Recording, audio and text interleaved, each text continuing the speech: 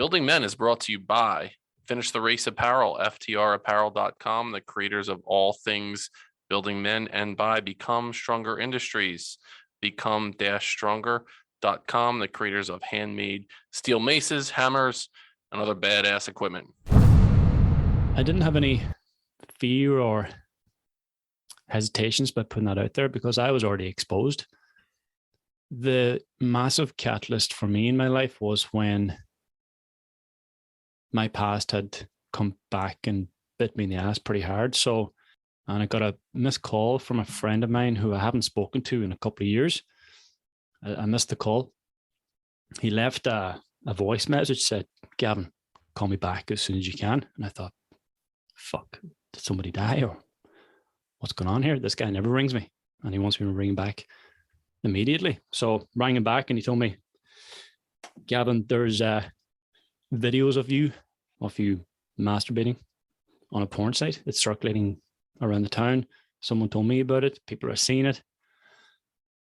And in that moment, my whole world, this is one of these moments where my whole world came crumbling down on top of me.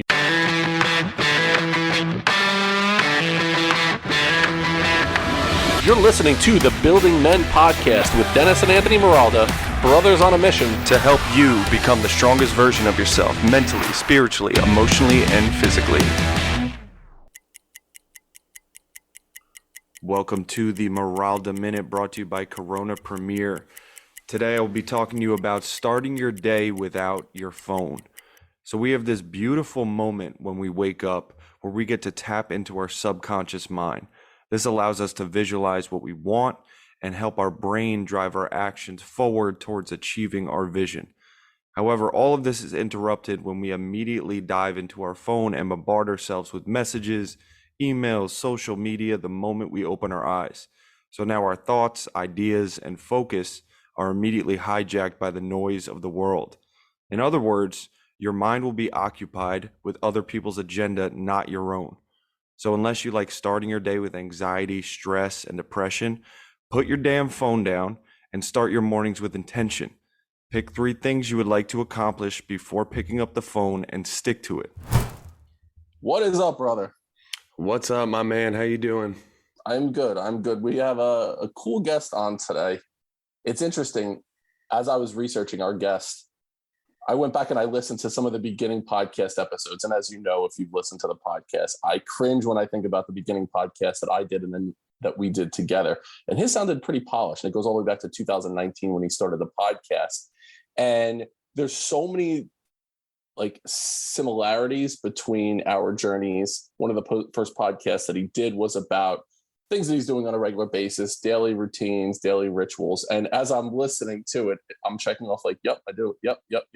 Especially when I was going through the transformation renaissance in my own life. So although it was pretty cool, I'm excited for the guest. His podcast is called The Modern Warrior. And so to bring him in, what I want to do is just have a quick conversation about the masculine archetypes. It was one of the podcasts that I did as a solo podcast. I think it was like episode 16 or something like that. It was in the fall of 2020. And believe it or not, that one got more traction than any others up to that point. And so it's the Douglas Gillette and Robert Moore book, King, Warrior, Magician, Lover. So that's where I want to start off with. Just have a quick conversation with you about that. What you like, that idea, like how it shows up in your own life. Is there anything that you identify with in those 4 masculine archetypes? What's your thoughts about that? You're talking to me right now, right? Yeah. You, Anthony, my brother, Anthony. We didn't bring the guest on. No one knows who he is just yet. He's a mystery, man. Yeah, it's all right. The Lover and the Magician were the one that resonated with me the most, honestly. But I found it amazing how I feel like everyone can kind of put themselves into one of those categories, and it's 4 categories, and it's very easy to kind of place yourself into specifically which one, or sometimes you bleed over into the other. But yeah, definitely that Lover Magician type that I noticed that made sense in my life a lot. But and then you start to dive into the child archetypes as well, which that's, opens up a whole new book when you do that, Yeah. And what you need to do is do the work to look at yourself and then how you were raised. We talk a lot about generational trauma on this show, and how, or ancestral trauma, and how the way that you were raised impacts the man that you are now. Mm-hmm. And the idea, there's the idea the king is more of the protector, more of the leader, the person who wants to be out front, that is like guiding the ship. There's the warrior that is, very disciplined, that will, basically it's like the strength and the like assertiveness in a situation. Then there's the magician who's very curious. It's about like teaching and mentoring, wants to learn, wants to teach. And then there's the lover who's the empathic, who wants to experience, who wants to be involved in situations in their life. And the idea is like, if you can access all of these, it embodies like a really well-rounded man. And it embodies like what we want to be able to want to understand all of them. And if we're lacking one of the areas, do a little research into that area. So if you feel like you're very hard and grizzled and you don't really have that empathic side, like, how were you raised? Is there something that you might have been lacking in your upbringing that perhaps you're not able to step into your emotional side? And if you're all in the feels, if you're all in that lover part of it, what about your upbringing? Were you raised? Were you coddled? Were you not able to take risks? Were you, were you raised in a way that you weren't able to fully step into your king masculine archetype? It's just fascinating to me. Yeah. And I wanted to use that idea to segue into our guest. His name is Gavin Meenan.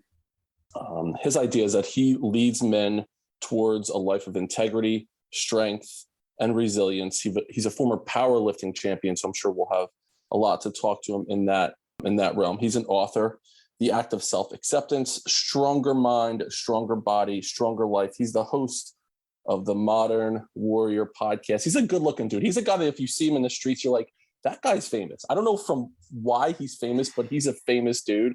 Gavin Meenan, what's up, my man? Welcome to the show. Really? Famous? Yeah, you look like... No one's told me that before. Yeah, you have the look. I've got the look, but I haven't got the fame. So yeah, I look famous.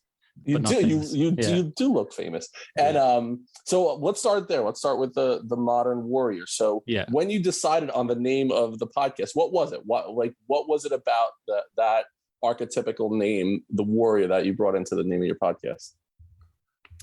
I was on my own journey of trying to become a warrior in my life. And of course, there's a misconception in terms of what a warrior actually means. And for a 30-something-year-old man, when you use the term warrior, it's fighter, it's aggression, it's taking on challenges, it's being bold, it's being resilient, being confident. But it's also about being compassionate, being loving and caring towards the people that are closest to in your life, being empathetic and sympathetic sometimes with others. So throughout my whole life, I've felt like I was a weak boy, weak man, soft, probably more feminine in nature. And as I began to grow older, into my late teens, into my 20s, even into my 30s, I started to suppress a lot of that feminine energy. I started to suppress parts of myself that I didn't like. Started to hate those parts of myself, actually, because so many people had hated on me for being soft or being weak or being passive, as I was bullied in school. And, that continued for many years in my life. And I came from a small town where if you weren't good at playing football, then you weren't good at anything. So there was no option B. It was be good at football or boxing. And if you're not good at that, then you can't be one of us. So there's a lot of rejection there from the past that I had to, of course, heal throughout my own personal journey. But when I started this Modern Warrior quest to help other men become warriors, that was also the misconception that I had within me. This is going back a few years ago, of course, that I had to become stronger, had to become more resilient, I started taking on more challenges. But I went too far to one side with that and became quite cold, distant with the people that I loved the most in my life. They were the victims of that, and became a lot more aggressive and sort of closed myself off from everyone and anything, became this sort of lone wolf. And I carried on that journey for quite some time until I realized that I was dying inside ultimately, because I had no self-compassion, no self-love, had a lot of self-hatred. And I felt like the way I was to conquer that was to become even stronger, even more resilient, whilst, as I said, neglecting all of these very important characteristics and energies that were required to help me feel complete as a man. And I think that's the ultimate goal for the modern warrior, is to feel this completeness, that you can step into the compassionate side when there's certain times with your kids or with your wife or with women or even with men who are struggling. You can be compassionate, you can be empathetic with others, but then there's times when you need to step into the realm, step into the lines down. You've got to be aggressive, you've got to fight, you've got to persevere. And it's knowing when to step into that, right, and being okay to as well, that you're not being empathetic and compassionate and then feeling like you're weak or soft. That understanding and accepting that that's part of being the complete man, the modern warrior. So that's the surface level answer. There's of course a lot of depth to that journey, and as I mentioned, there was a lot of bullying. I had suppressed all of these characteristics that other people didn't like about me. So I started to pretend I was somebody I wasn't. Started to pretend I was this hard man. Started to pretend that I was aggressive whilst being very afraid inside. Had a lot of anxiety throughout my earlier years. And, that was quite traumatic in itself. But the more I swung to that side, the more distant and more disconnected I came from myself. So when I was 31 years of age, I never felt so alone, because I had disconnected myself from everything that I was at that point, trying to be somebody I wasn't so I could be accepted by other people. So there's been a couple of catalyst moments there on that journey where I'd lost everything, or the whole world came crumbling down on top of me and I had to make a change. So I was forced into asking a lot of difficult questions by myself so I could come up with the answers and awareness in terms of who I actually am, and to bring some of those things back to life that I had suppressed over the years.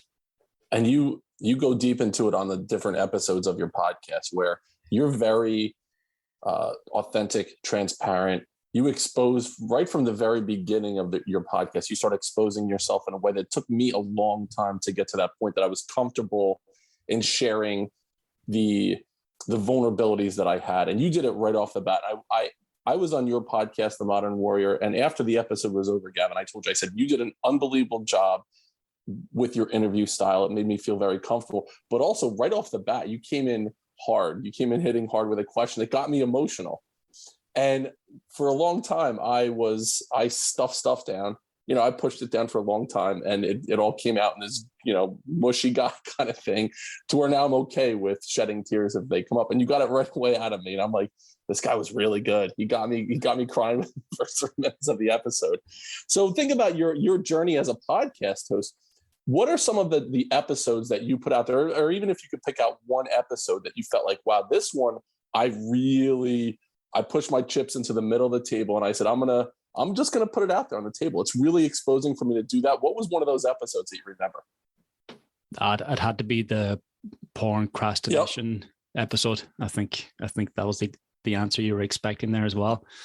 And that episode was probably the third or fourth one that I'd ever made. And when I started my podcast back in, whenever you said there, was it 2018, 2019? I had a few solo podcasts first, and I thought, I'll keep this going now for a while. But I sort of lost momentum after 10 episodes or so. And I've only started back doing the podcast last year with guests this time. So, but at the beginning there, it was therapeutic for myself as well to get that stuff out there.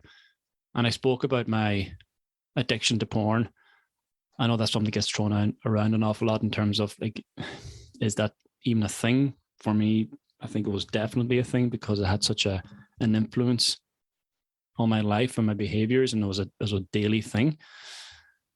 And just to sort of go back to what I mentioned earlier about suppressing your feminine energy, I suppressed it, and it expressed itself through porn. Porn to me is a very feminine behavior, and that's where it came up in a more destructive way. So the episode on procrastination, like that got like a massive reaction, and I think it's still one of the most listened to podcasts I have. But I didn't have any fear or hesitations by putting that out there because I was already exposed.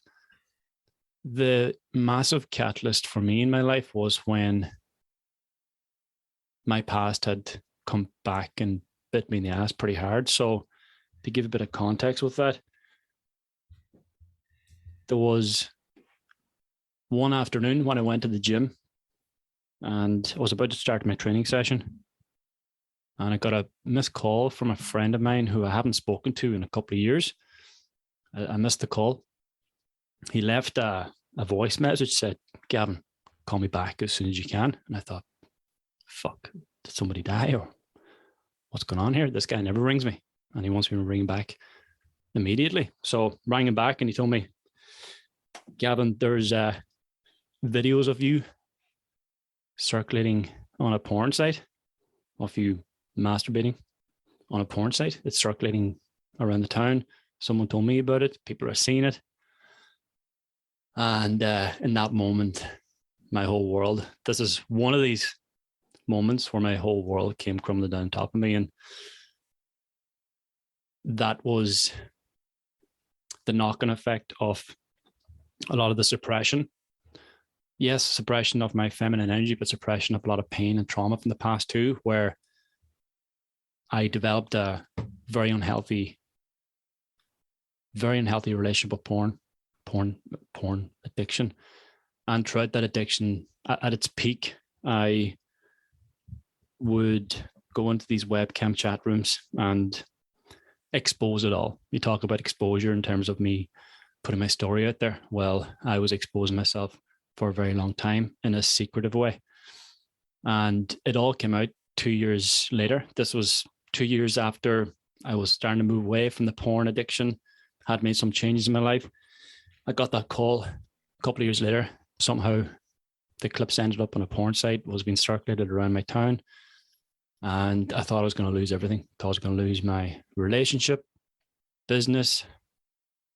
I thought this was the end. And that took a couple of days to process, took a couple of days to get it off the internet. And then I was left with a decision to make in terms of, okay, what the fuck am I going to do with this now?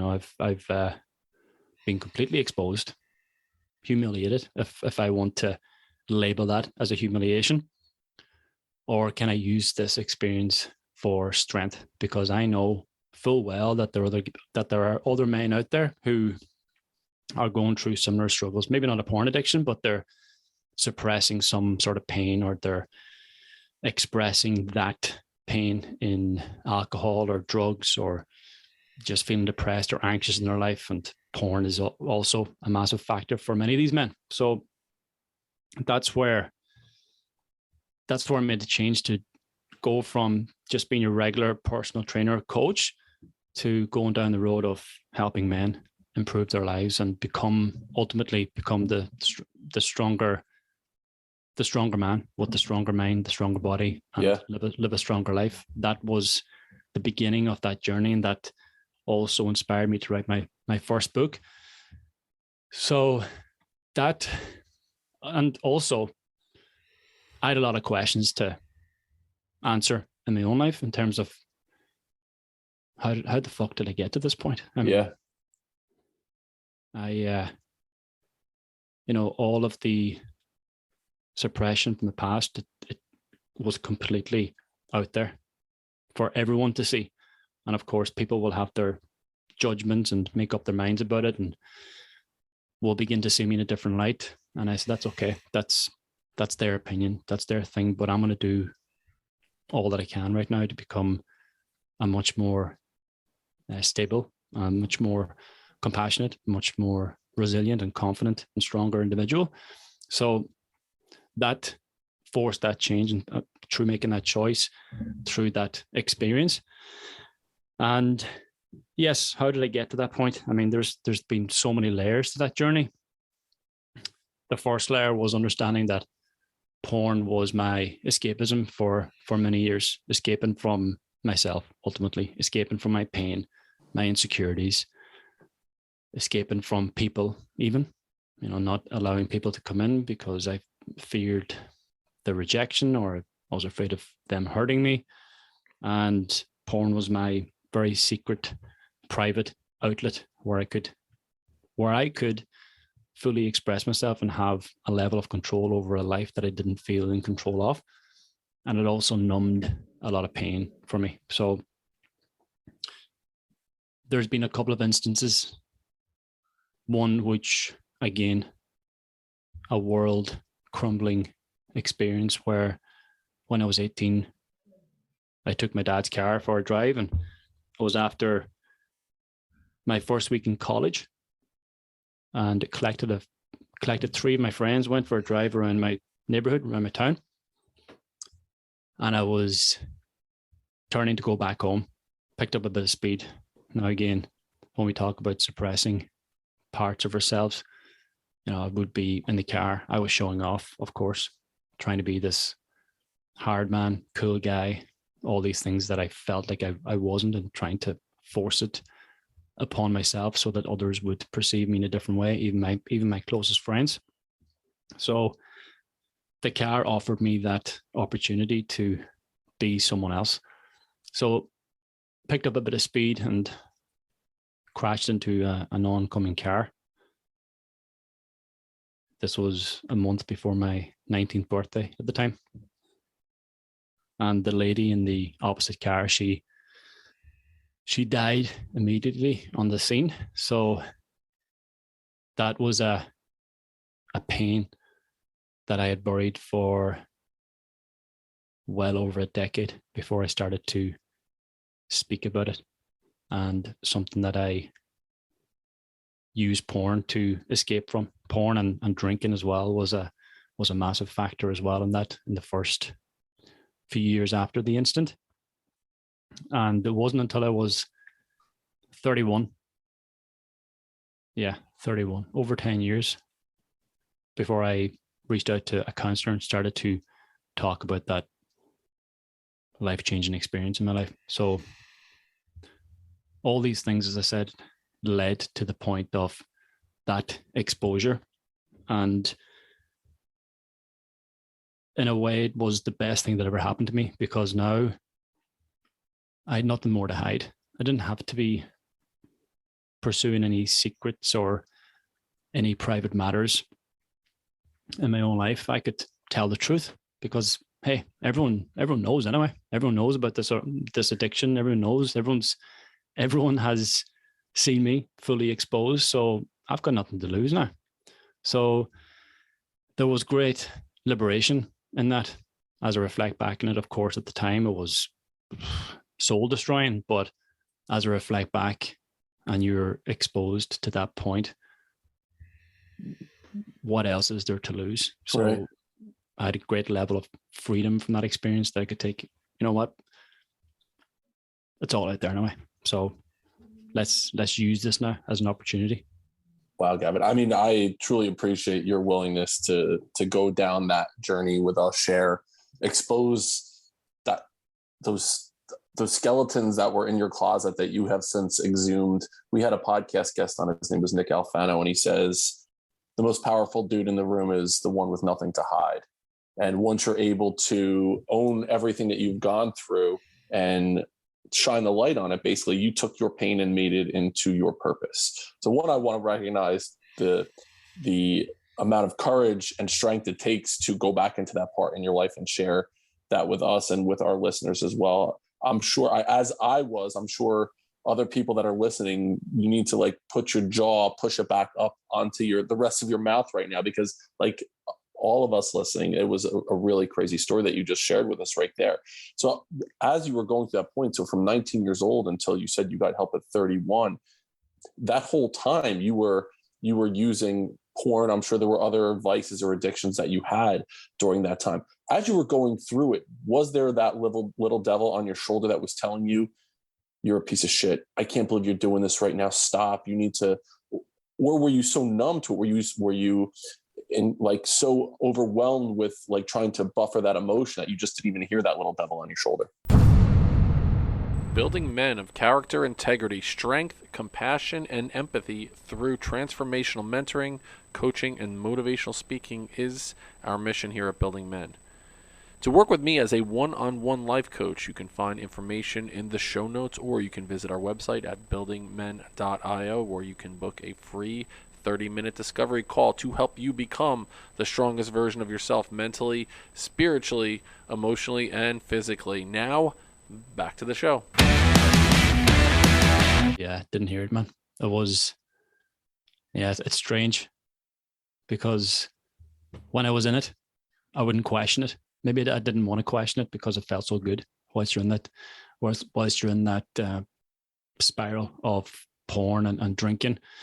The approach to both of them was quite similar in terms of it was going all in on both. So alcohol was a huge factor for the first, I'd say, 5 years going through college. Now, what happened was that the accident happened on a Thursday, and the advice that was given to me was to get back to living a normal life as soon as possible. That normal life, of course, didn't exist. So did you have legal troubles from that? Was there any like legal ramifications that came from that? Yeah. The day after the accident, I was arrested and charged with dangerous driving causing death. So that was another huge hammer blow, where now I had something more to fear, as well as trying to process the responsibility for someone else's death. So incredibly overwhelming, which is probably why it took me so long to actually reach out for help, because I wouldn't know where to start. It was too complex, and I'm a guy who likes structure, who likes plans, who likes to see the road ahead and to understand how every point leads to the next. And that's just chaos ahead of me, and I didn't want to acknowledge it. So there was 18 months there where I had this overhanging risk of going to jail. And luckily my parents were great during those 18 months. They hired a top solicitor, did everything they could possibly do to keep me out of jail. I was banned from driving for 6 years, and I was sentenced to like 2 years in prison, but they were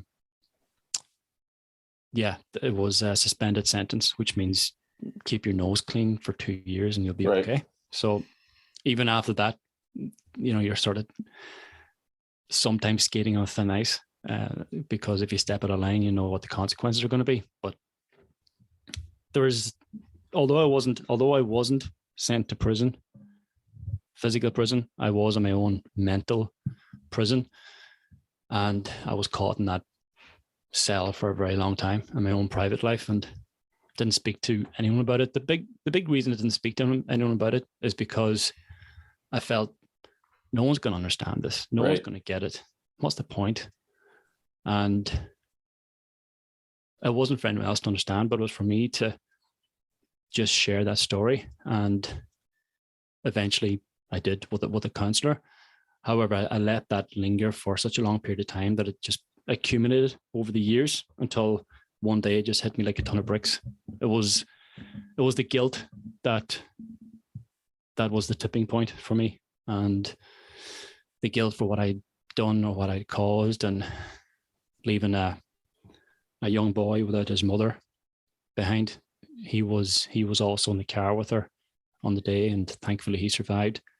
He was only 3 years old at the time. And a few years later, you know, as I was 10 years later, I was thinking, okay, I wonder how he's doing. I wonder what he thinks of me. I wonder, does he hate me?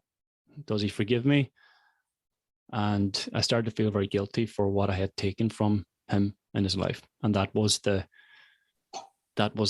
ultimate tipping point for me. I said, no, I can't take this anymore. So I was caught in that mental prison for many years, and I escaped from time to time through my alcohol use. My approach with alcohol was a very aggressive approach where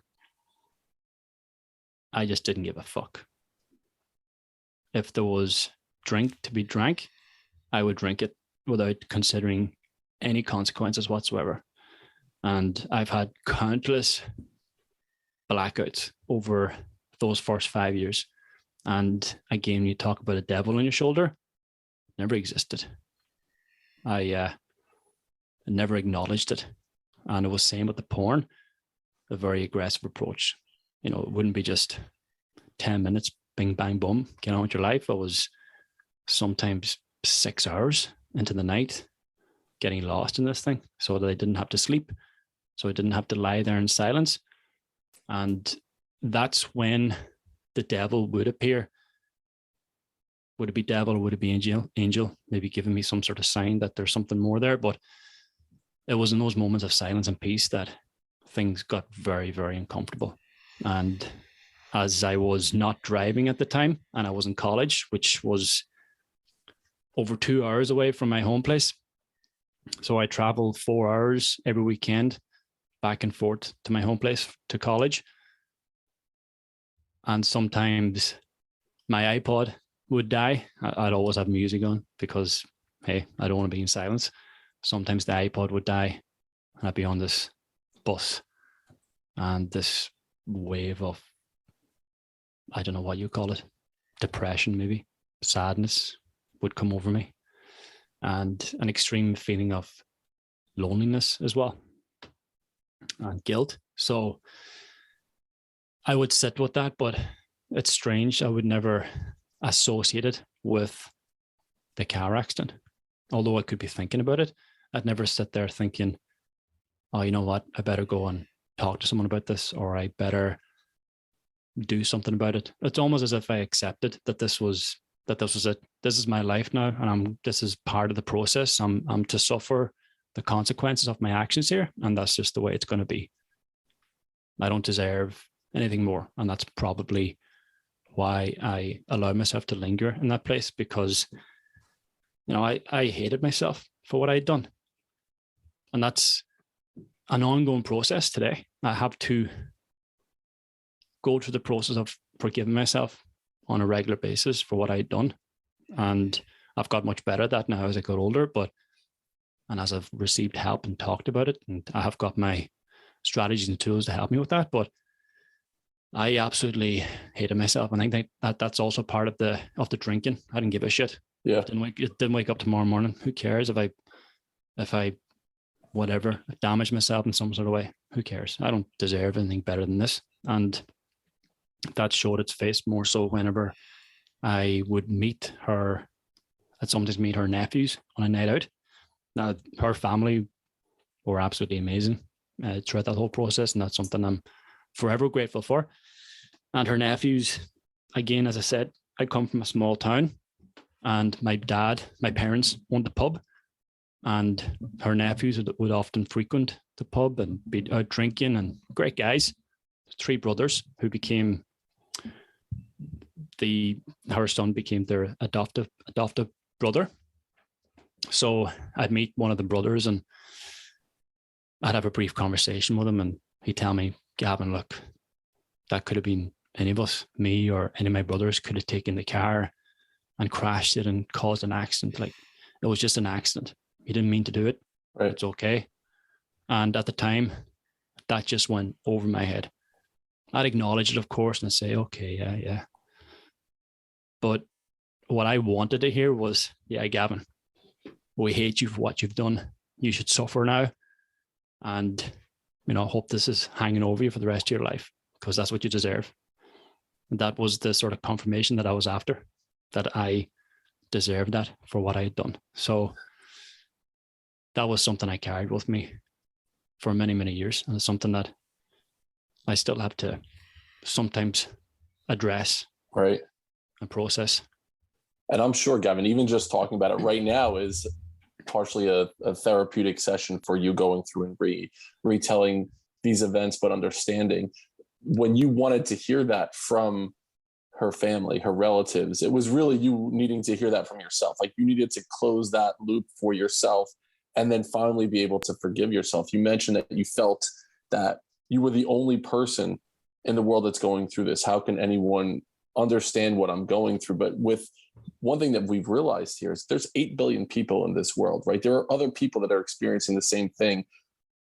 It takes that courage to be able to put it out there in the way that you're saying, like, this is all of me. This is everything that I've done, things that I'm proud of, that I'm not proud of. That takes a ton of courage, a ton of balls. And it is that warrior mindset, like you talked about in the very beginning, Gavin. And porn is something that I talk about on the podcast. It's not something I didn't suffer in the same level. It wasn't as significant in my life as it was for you. But at the time I was married with 3 kids, and that was my intimacy in my life.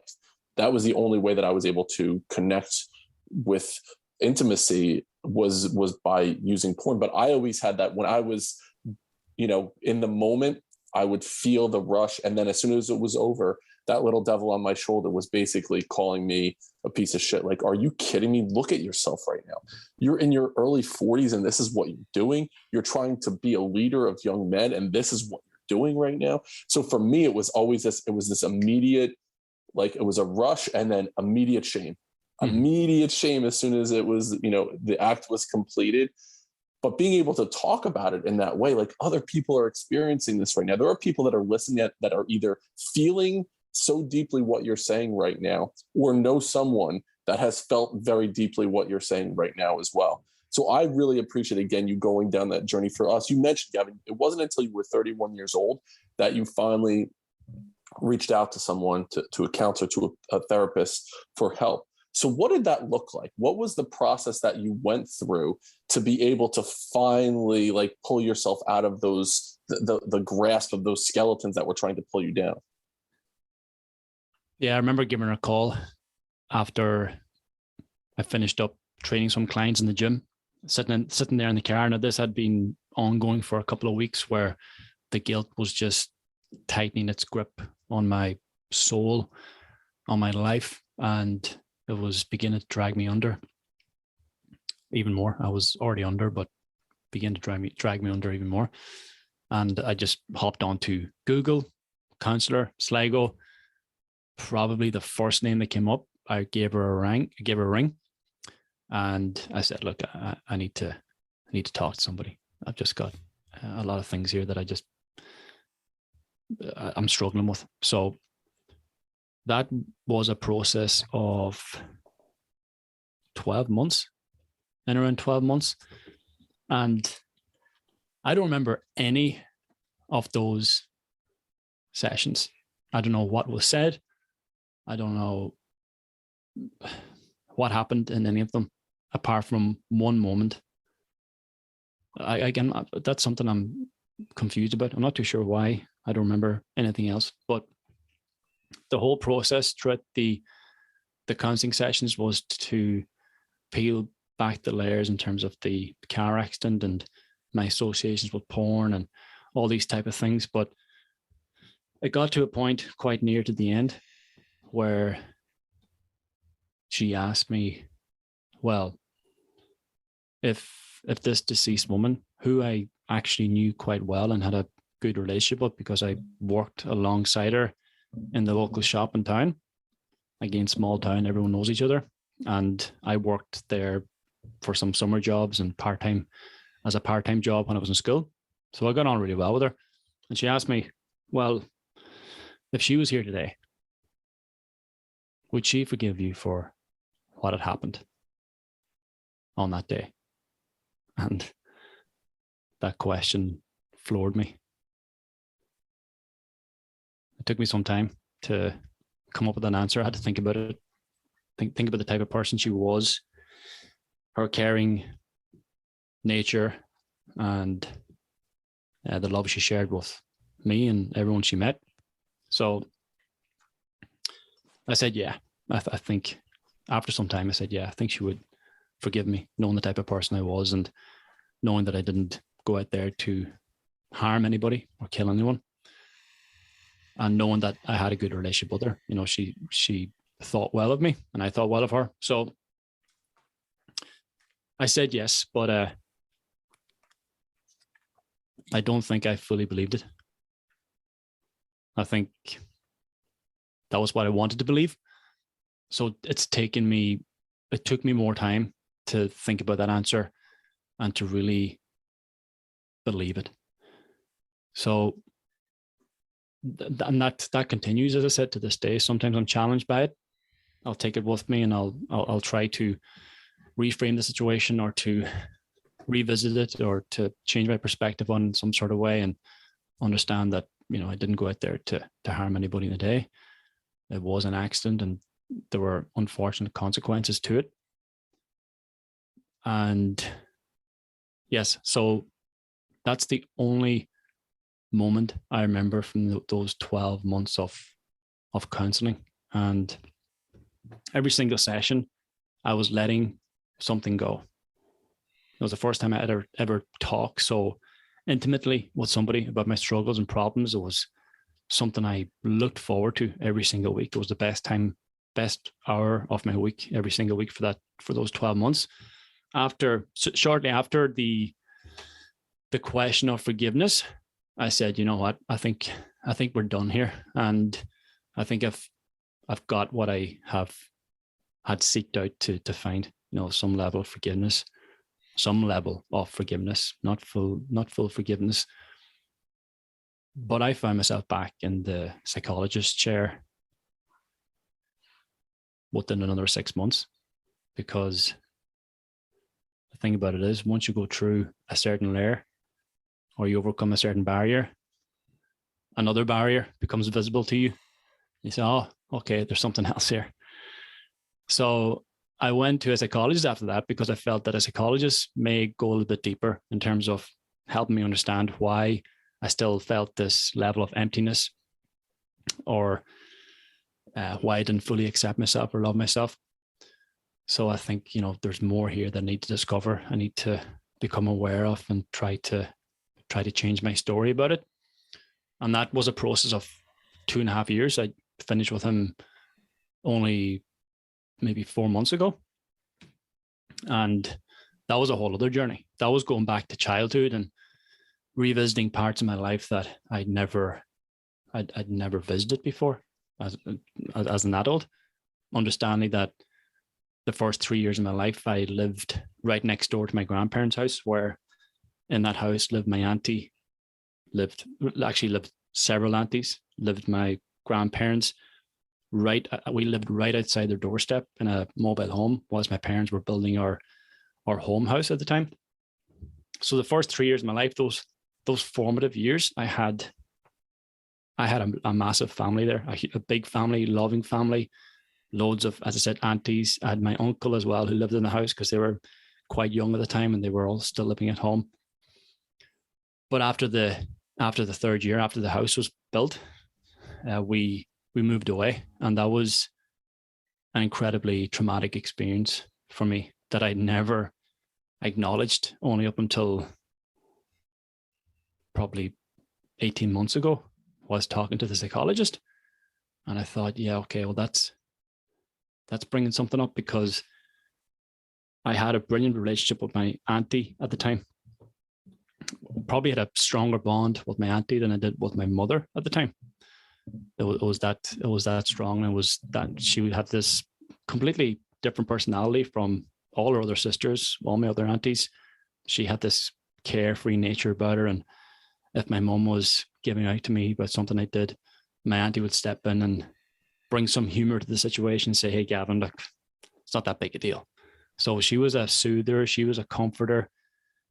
And probably over those 3 years, she served as a soother, as a comforter. So being disconnected from her at 3 years of age, I think set me up for a longing for that connection for the rest of my life, where I feel that's where porn substituted her comfort, her soothing, her love. And I think that's the connection I've been longing for since the age of 3. Wow. So that's the level of depth. Yeah. Yeah. Well, here's the thing. On this podcast, we try to incorporate the life lessons around perseverance. We try to, how do we take someone's story and help young men or parents of young men that are going through something challenging? And we also try to incorporate humor in it. So I want to give a shout out to your auntie in that capacity. Anthony, we haven't heard from you in a while. And here's one thing about this podcast. My brother is really good at voices. He's good at impersonation. So I'm wondering, just to bring some levity, some humor into this, because this has been a deeply emotional episode. Can you talk to Gavin like you might meet him down at the pub? Like, say you're out somewhere in Ireland, Anthony, and you meet Gavin. Can you talk to him about, ask him a question like you would meet him at the pub? How you doing, Gavin? Nice to meet you. It's nice to be here at the pub. You know, throughout my whole life, I always notice I have a better connection with people when we're at the pub because we get a couple drinks in us, and I find that the guard gets brought down a little bit, and we could kind of peel back the layers. So my one question is, what's your drink of choice? Where did you, if you had to have one, what would it be, my brother? That's Anthony. Nice to meet you, man. And I'm quite confused. Where's that accent from? Is that South Africa or is that Australia? Is that, somewhere in Ireland? Yeah. It's called the Jersey boy trying to be an Irishman. Yeah. You're almost there, man. Yeah, I'm working on it. Drink of choice at the moment is water or a protein shake. So there you go. I've before that it would have been anything and everything. So although I do sometimes miss a nice pint of Guinness. Don't know if have you experienced, or do you have a few drinks over there?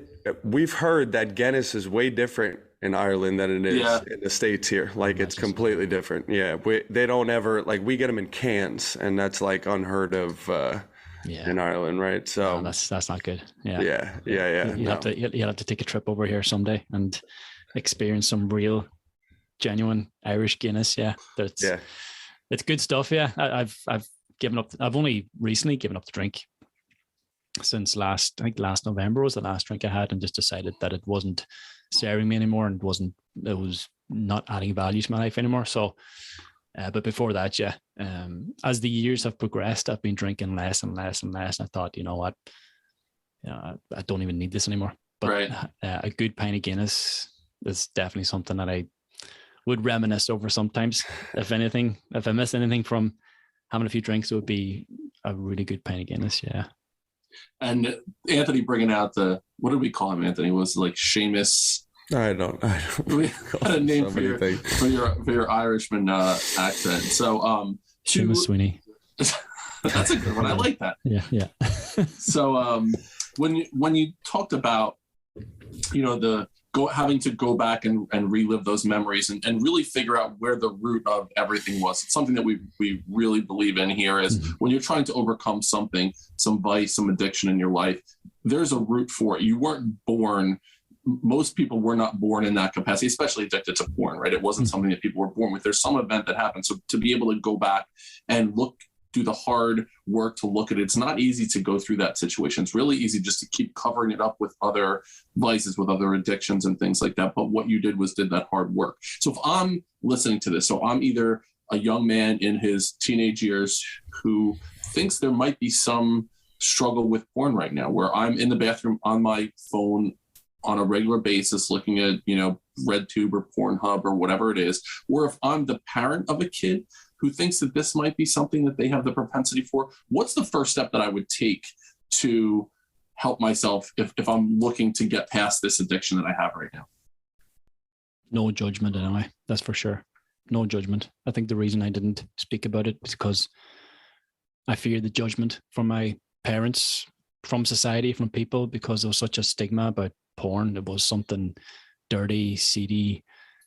Of course, if you have that perception about it, you're going to do it in secret, you're going to do it in private, and you're going to probably do even more of it, because it's almost as if you're watching porn because you feel a level of shame. And then the more you watch porn, the more you feel this level of shame. So you're caught in this vicious loop.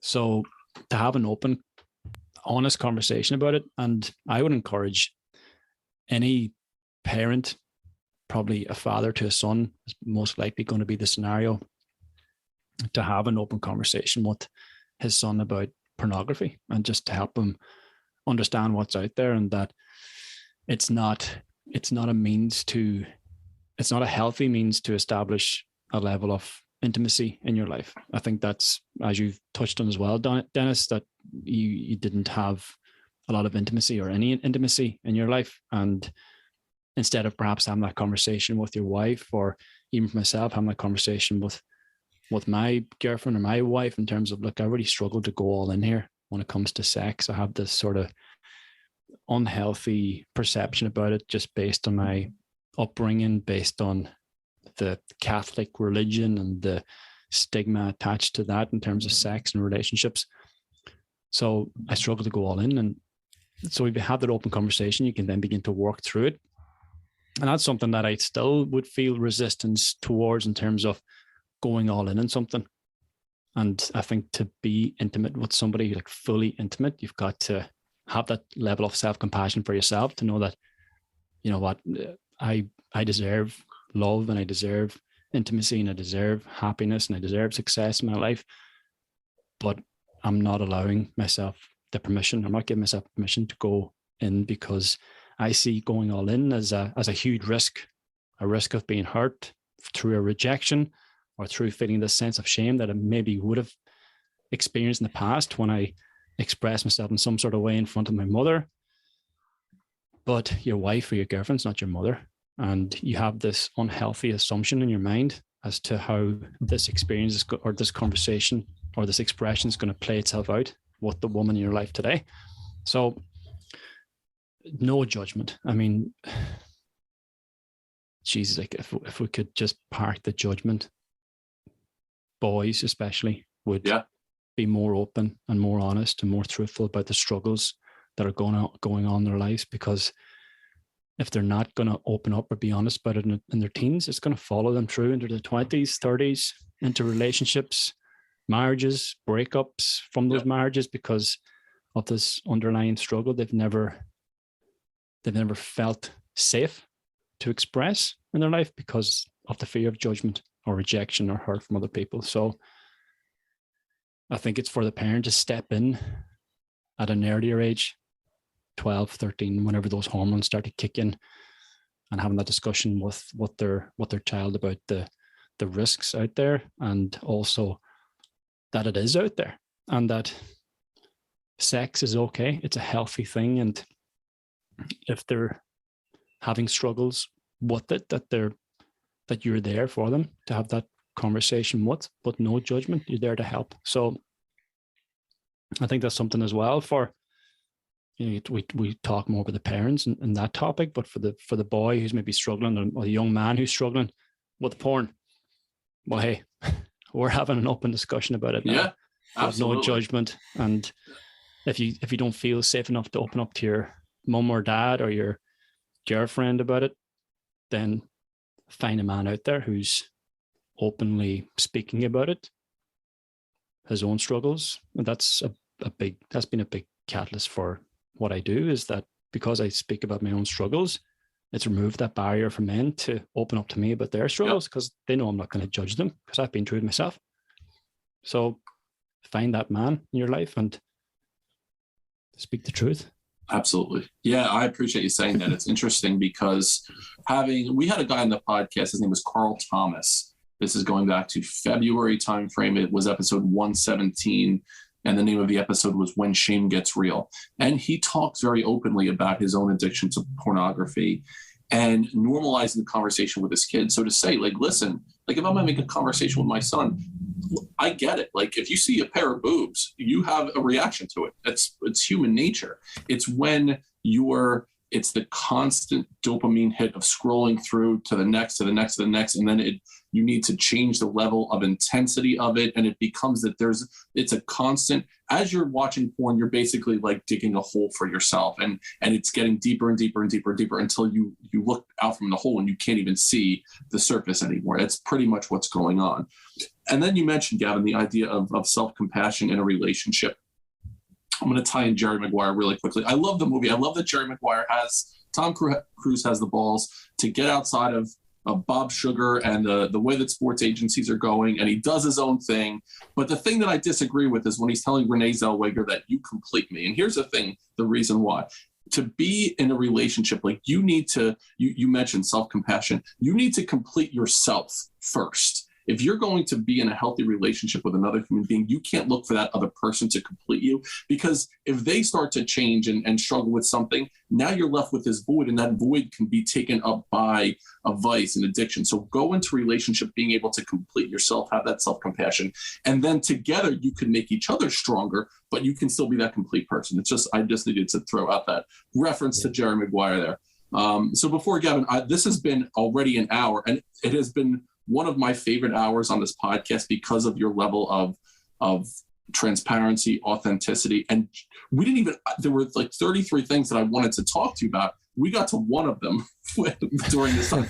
So I want to say, I want to have you back on the podcast without a doubt, just to get into some of the powerlifting things and what you're doing with the podcast. But before we close the loop and give you an opportunity to share where we can find you, Anthony, you want to follow up with the last question? Yeah. So first of all, again, just like Dennis said, thank you for being so vulnerable and open, because like you talked about, it's providing kids out there and other people with space and the safety and the comfort. So whenever you talk about these things, it opens up to be like, hey, I got you. I've been there. And it allows them to feel like, all right, I'm not alone.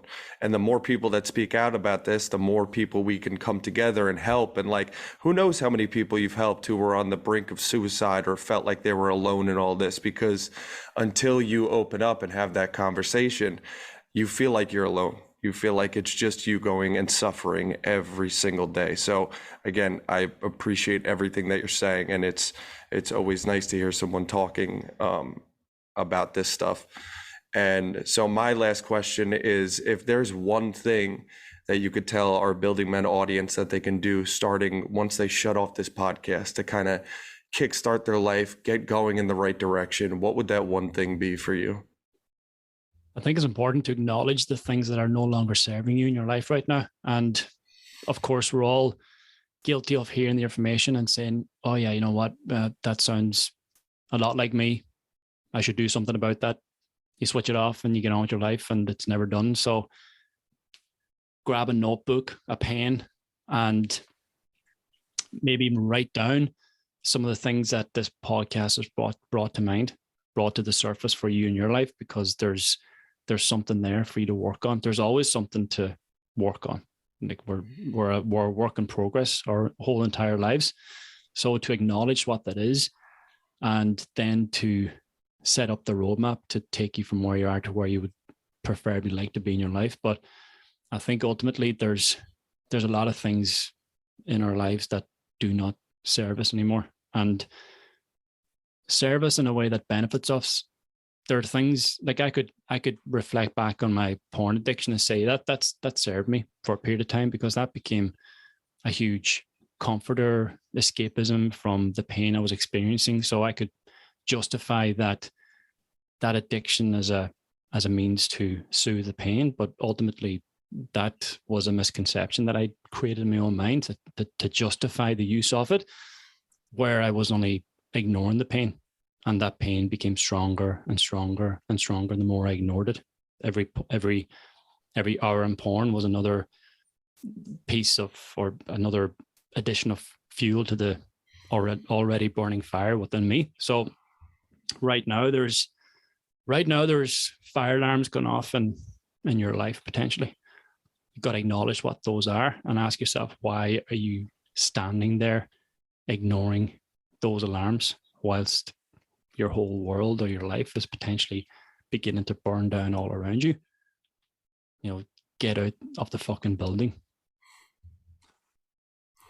Right. That's the mic drop moment right there. Gavin, where can we find you? How do we get in touch with you? Instagram, TikTok, Twitter, whatever. I'm Gavin Meenan on everything.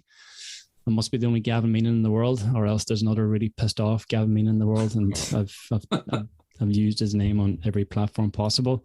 So GavinMeenan.com, Gavin Meenan Instagram, Twitter I use a bit, TikTok, Facebook, every platform out there. And my book's also available on Amazon, but there is a link on my Instagram for all my offers, so you can check that out and grab something that you would feel may benefit you at this point. So get after it. Awesome. This has been a blast. This hour has been really beneficial to me. I found it very therapeutic. I want to meet you in person and give you a hug. Absolutely. We will have you back on. We will continue this conversation without a doubt. This is going to be a lifelong friendship between what you're doing with Modern Warrior and Building Men. I believe there's a lot of synergistic opportunities for us in the future. So thank you so much, Gavin, for being on the podcast. An honor. Brother, it was good to see you again this morning, Anthony. Yeah, buddy. Well done with Seamus O'Shaughnessy. We will, Building Men audience, go one step further than you thought you could go. We'll see you next time on Building Men.